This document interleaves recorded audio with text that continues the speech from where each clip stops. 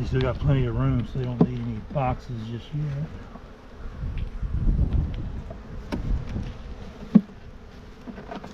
Dang it.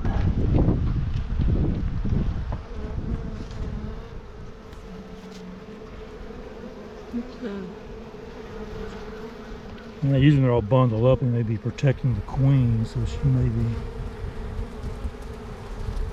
somewhere around here. They're just cleaning up cells, making them, getting them ready for the queen to lay. That's what their worker bees.